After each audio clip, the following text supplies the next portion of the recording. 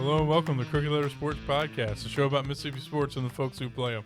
I'm Tyler Cleveland, joined as always by my co-host and dad, Rick Cleveland of Mississippi Today. Dad, you have a good weekend?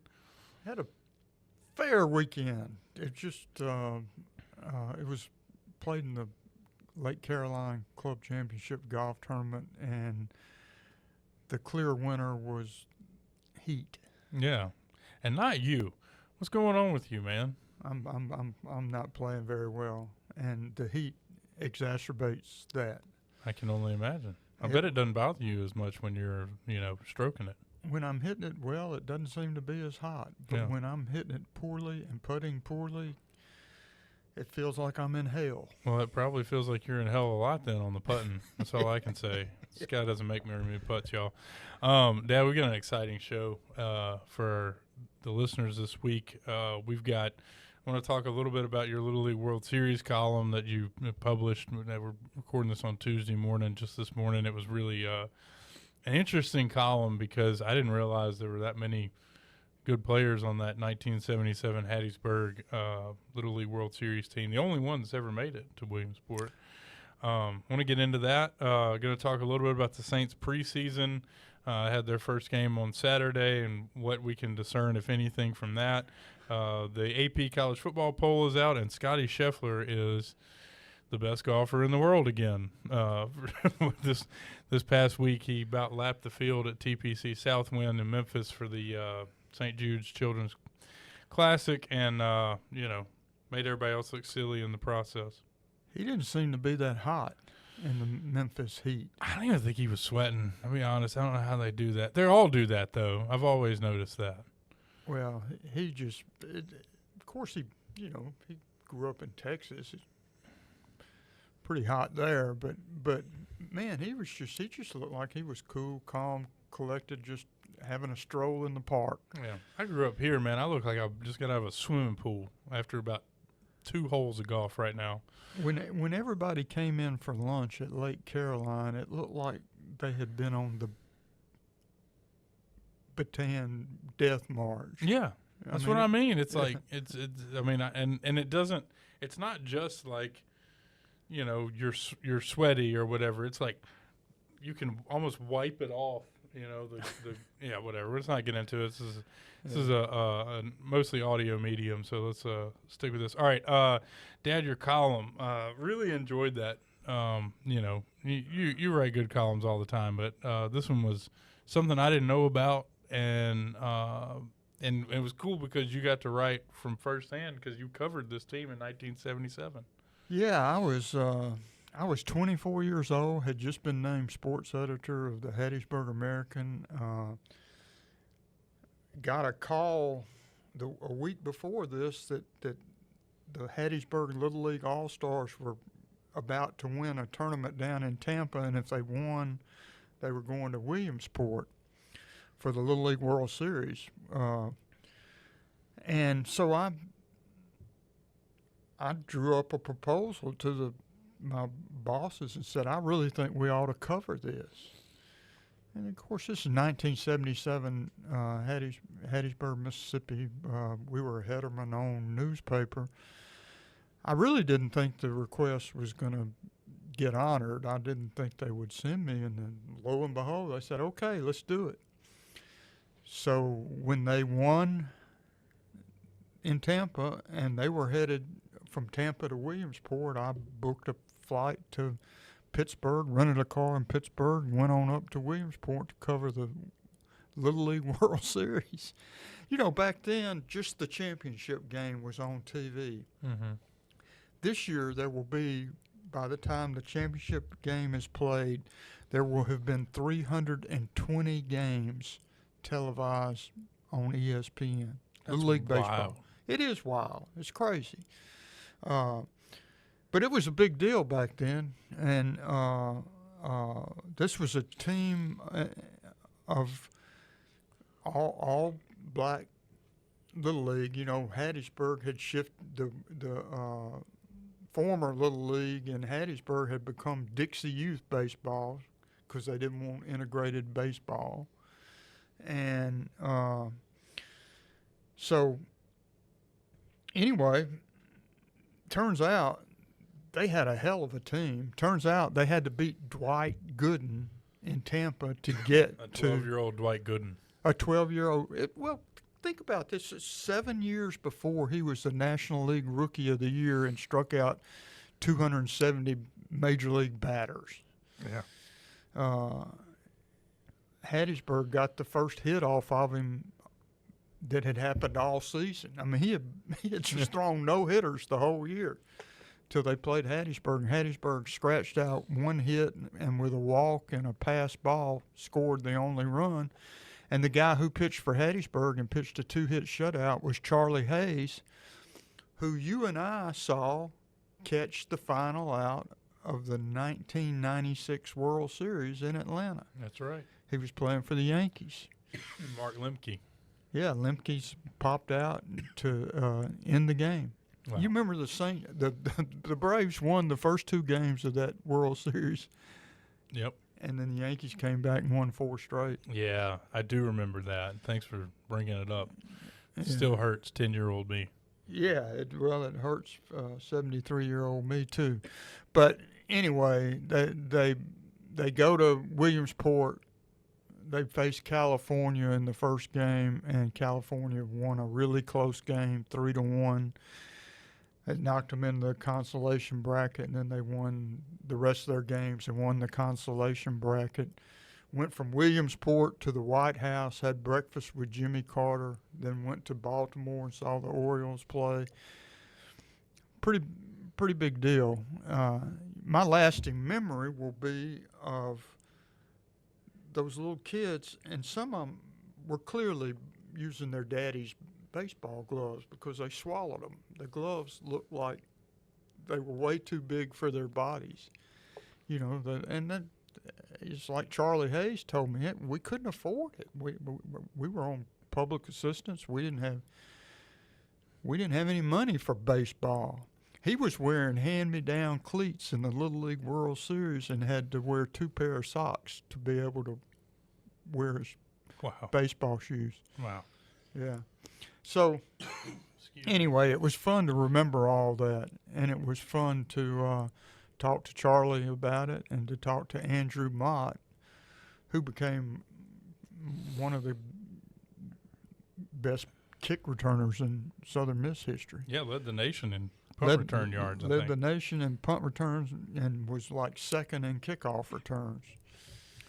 Well, it was a timely column because the Little League World Series has, it's back on TV. It's been on TV for a couple of weeks now, but they're into the final bracket here. I think they get to Williamsport later this week. Yeah, the current Southeast team, Phoenix City, Alabama, plays Tacoma, Washington, Wednesday at 2 o'clock on ESPN. And it's fun.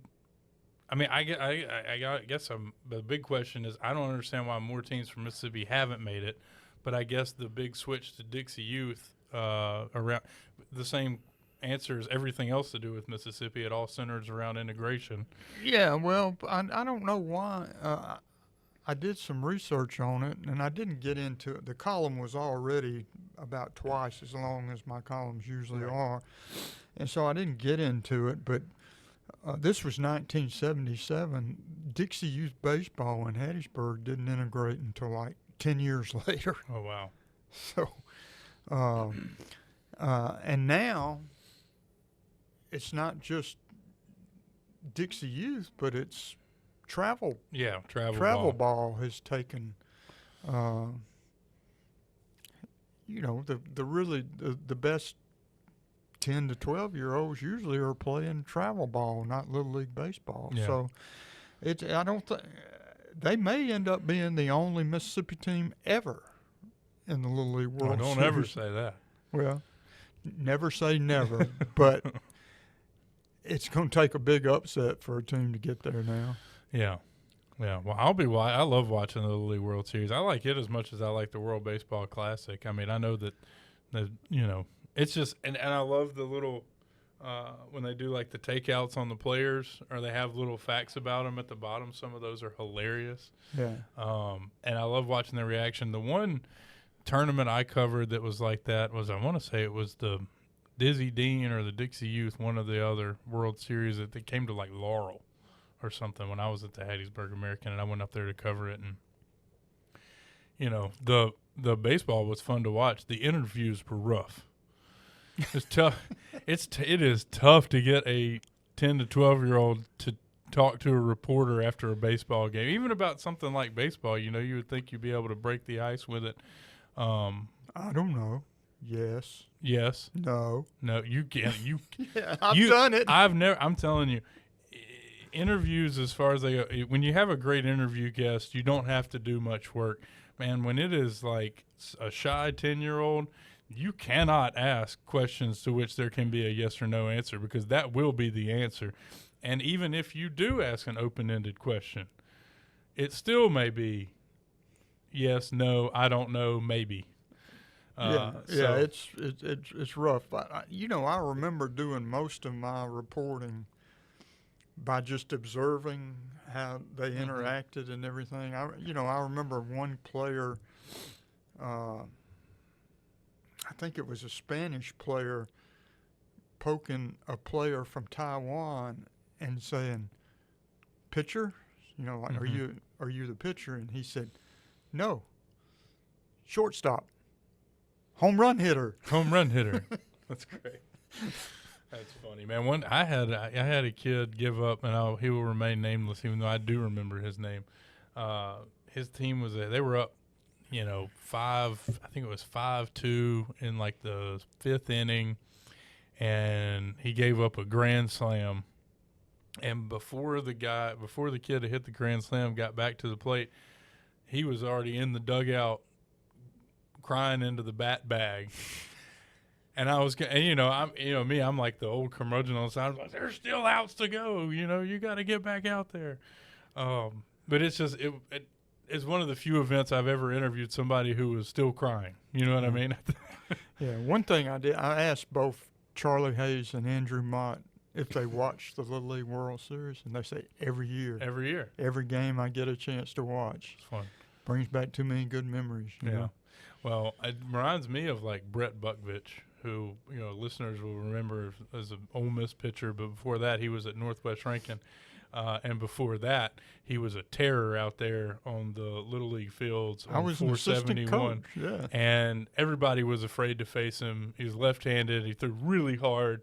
And it always reminds me of that, because you can get a player who's like singularly talented for that age, who's just overgrown and just dominant. And it's fun to watch.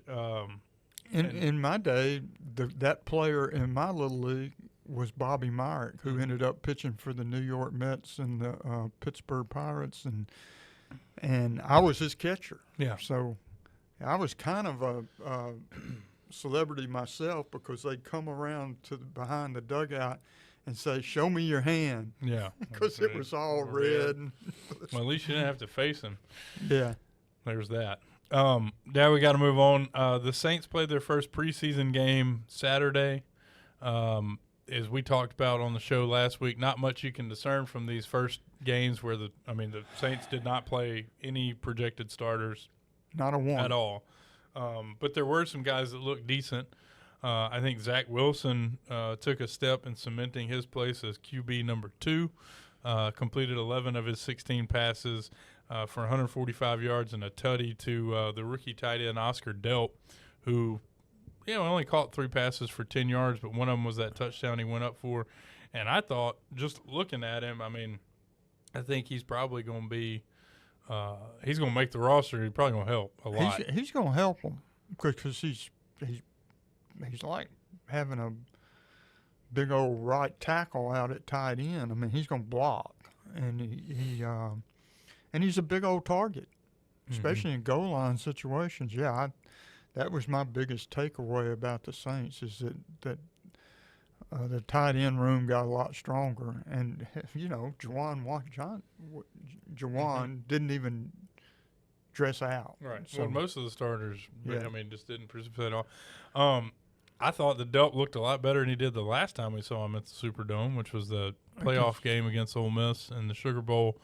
I thought that, obviously they had a game plan to kind of take him out of it, but man, he was I remember thinking that night that he didn't really help himself that much. And when the Saints drafted him, the first thing I thought about was that Sugar Bowl game. But man, he sure looked good in the uniform. He's a specimen, man. I'm telling you. Yeah. We did get a bit of bad news on the Saints over the weekend. It looks like Jordan Tyson's nagging hamstring injury is going to sideline him. They said 2 months. At this point, we're saying 6 to 7 weeks, which means, the first game a couple weeks from now, he'll probably miss September pretty much. Right. Yeah. I mean, which is not a huge deal if he comes back healthy after that. You just hate to start out your career like this on the IR. Well, especially when your college career has been played with hamstrings. Yeah. It's not a good sign. Well, it's like that, I don't know if everybody's watching Ted Lasso, but you should be. It's like the quote he said. He said, God started up here with our hair and our brain and our heart and everything, and he was doing all this good work, and then he got just about to the halfway down the leg and just gave up and phoned it in from then on. That's why all our bodies are held together by ligaments that are like rubber bands. It just you got to get this guy 2 healthy legs because we've invested a bunch in him. Dad, the initial Associated Press college football poll is out, and no surprise here, Ohio State, Oregon, and Georgia, top 3 in the preseason poll. I could have told you the 3 teams. I didn't know what order they would be in. But it looks like, Ohio State number 1's a pretty easy bet at this point. Hard to look stupid doing that. I don't see any reason for Indiana to be as low as they are. Yeah. Well, they lost all those James Madison guys that were. Yeah, but they've restocked. I think they're going to be really good again. I think the coach is just stupid good. Yeah. Well. And yeah, I don't know. They're not only are they number 7 in the country, but they're how many?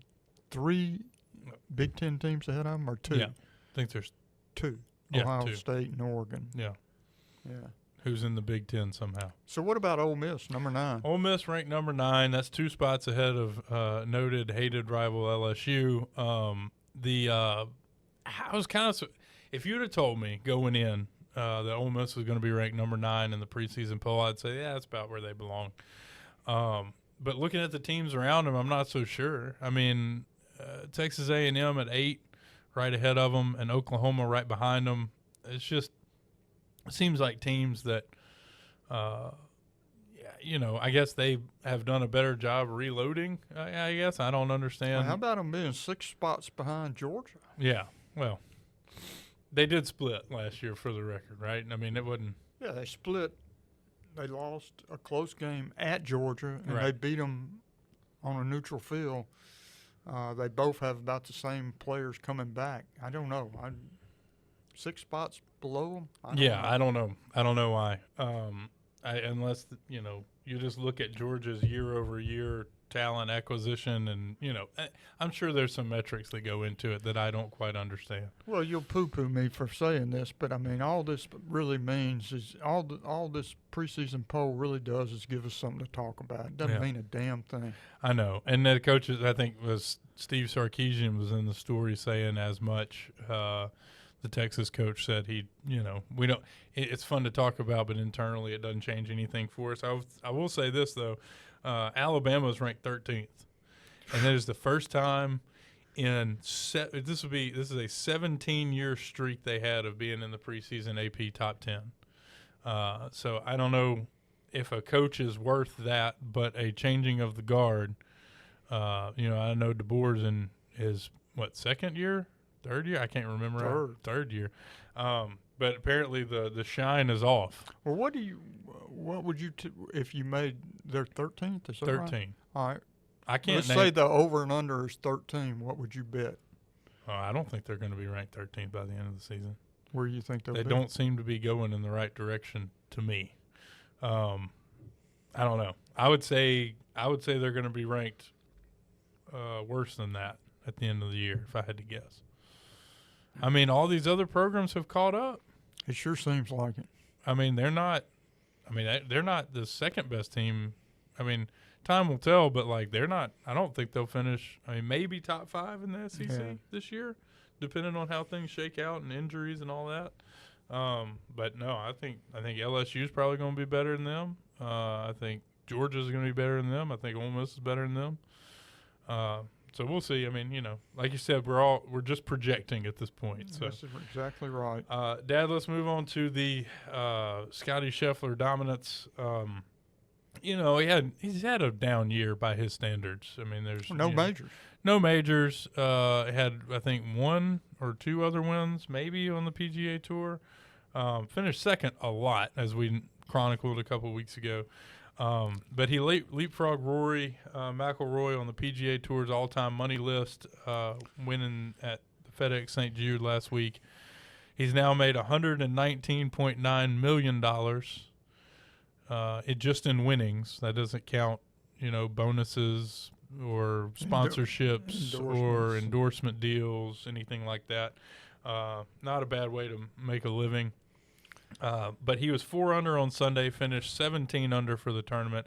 That is 8 shots clear of the runner-up, Siwoo Kim. If he finishes top 3 this week, this is the BMW Championship at Belle Reve in St. Louis.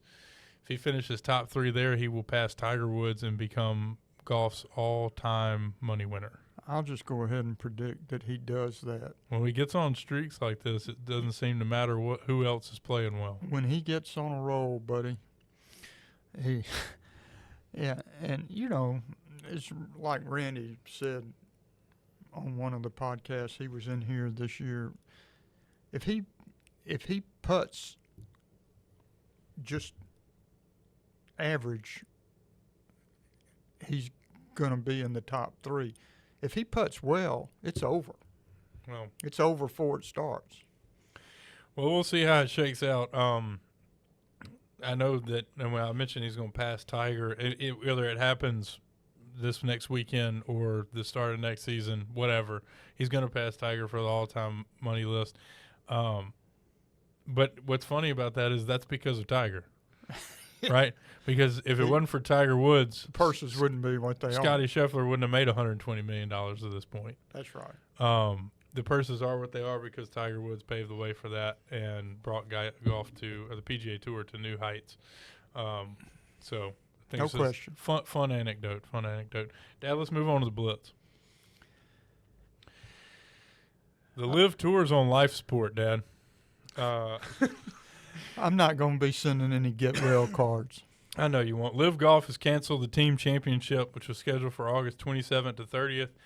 After weeks of insisting that the event would go on as scheduled, people who were looking at it noticed that several of the, big players on the tour, including like Tyrell Hatton, had scheduled other events for the week of the championship. It was supposedly the team championship, which is their whole thing is the team format.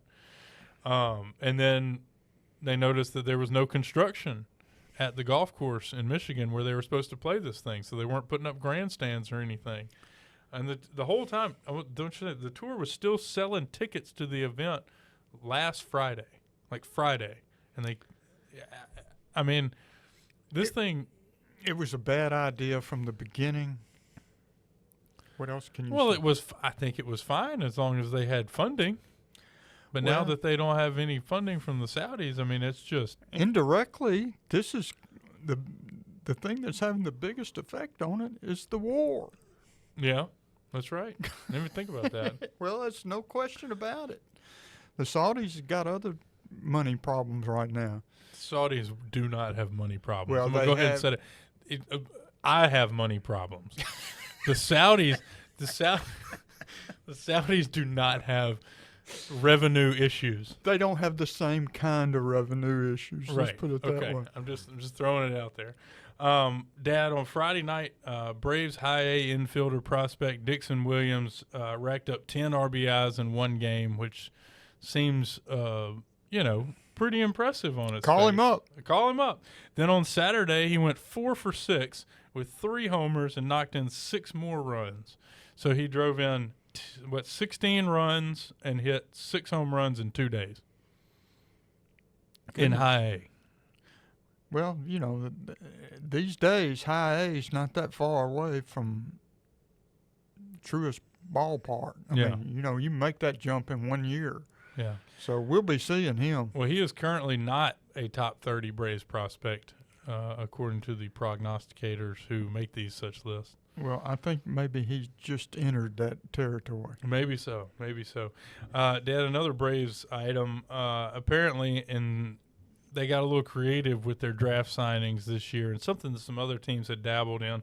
But they ended up drafting 3 college seniors in the 8th, 9th, and 10th rounds, which is usually you would wait much later because you don't want to spend that much money on a signing bonus. But they gave them each $500 signing bonuses because they have no leverage to. Yeah, they saved about $670,000 for what those spots in the draft should have cost them, and they're going to spend that to sign later picks and earlier picks. Right. And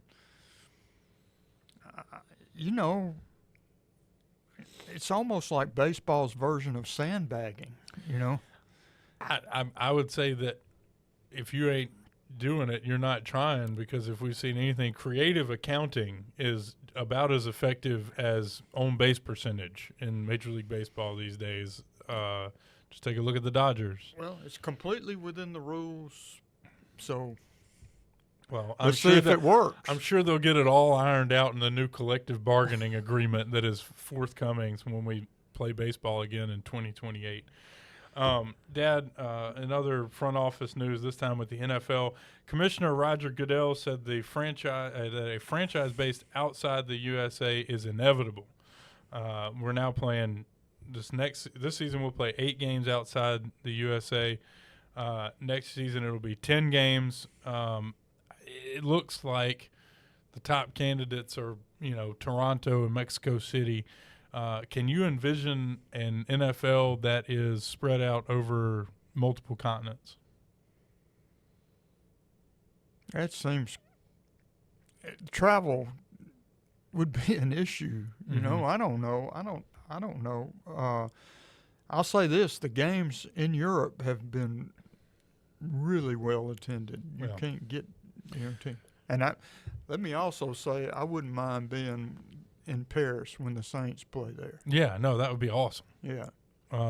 But they tried NFL Europe. You recall that was a thing they did. Summertime football with no big names, Yeah, I mean they tried to give every team not every city, but they tried to give big cities in Europe teams and try to play, and it just didn't work. But when you send the superstars over there, people show up. And also, I think it helps that there's only, a couple of them. And I don't know how many in Europe this year, maybe 3 or 4, but there'll be sellouts, I would imagine. Well, let's say we had a franchise in London. You would have to, when they play road games, like say to L.A., what do we got? We got about a 9-hour flight. Yeah, well, 9. Be longer than that, I would think. Well, it's going to be a long flight, and you might, if you got a road game the next week, you probably stay in the United States for I don't know. It's too. Yeah, the logistics of it would have to be ironed out for sure. I think you would see teams getting there a week early. But we're now at a point where we've got teams in the Big Ten playing conference games 3 time zones away. It's pretty.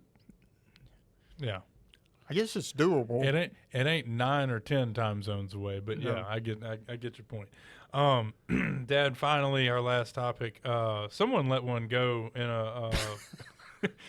I love the way you put that. Someone let one go in Colombia, the country of Colombia, not Columbia, Mississippi. Somebody let one go in a theater during a showing of Spider-Man Brand New Day. And a New York Post reports that the noxious smell was so bad that the entire theater was forced out into the hallway. Many of them did not return for the second half of the movie. I got a pit bull at home that can clear a room. I've never heard of somebody clearing a whole theater. Augie can clear a room for sure. Yeah. As you found out when you were keeping them, Yeah. it can be bad. I've never heard of one so bad that cleared a theater. So whoever that was, if you're listening, What does it say? Go see a doctor. What does it say for Spider-Man, whatever number it is, that they didn't come back? It's a brand new day, man. How you get these things mixed up? This is Tom Holland's fourth Spider-Man? I don't know. I'm excited about it. I'm going to go see it. I hope nobody lets one go in the theater. That's about all the time we got this week. Thanks, everybody, for joining us. A reminder, if you are listening to this podcast on Spotify or wherever you get your podcasts, you can also watch us. Just go to MississippiToday.org, where all of our shows are cataloged, or you can just go to YouTube and search Crooked Letter Sports Podcast, and you'll find us there. Dad, you got any final thoughts for the listeners? I'm not going to say stay cool. I'm going to just say stay as cool as possible.